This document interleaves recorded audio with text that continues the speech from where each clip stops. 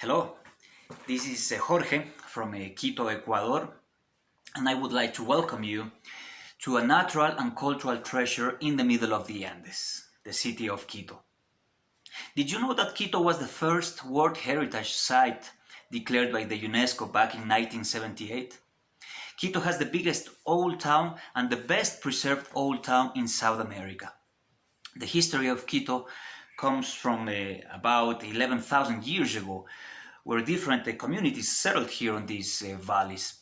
The Quitus were the first ones that settled here, which, by the way, these people, they knew about the equator line thousands of years ago. They used to call the line as the path of the sun.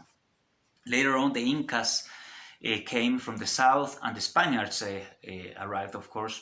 And by the Spanish colonial times, the main activity for Quito, it was related with the production of religious art. I'm talking about paintings, sculptures, altarpieces, metal crafts, wood crafts. The quality of these pieces were so good and so well recognized that we sent some of these pieces all around the continent. Of course, there were other cities that were producing art here in South America, but definitely Quito became the peak of the iceberg when it came to religious art.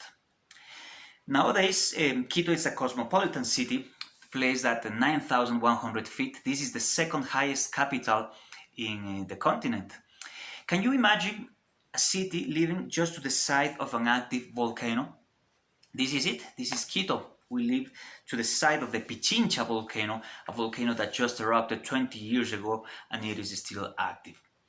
To the northwest of Quito, part of the metropolitan district of the city, we have one of the 7 hotspots in the whole planet for bird watching. That's an area where you can see thousands of birds and orchids and enjoy the walks through the cloud forest of Mindo.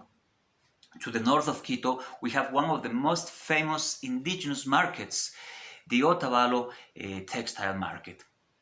To the east of the city, we have the Papayacta natural hot springs. This is natural hot water that comes from an active volcano called Cayambe, which is close to 19,000 feet. That's the highest point of the equator line on Earth. And to the south of Quito, we have the Cotopaxi National Park, which is the home of Andean wildlife like the legendary condor, the Andean wolf, the white-tailed deer, beautiful trails that goes through the mountains, through lagoons, so beautiful places to have a walk. As you can see, we live in love here with our city, with the surroundings of the city, and we will be very happy to show it to you. So please come and visit us. Hope to see you soon.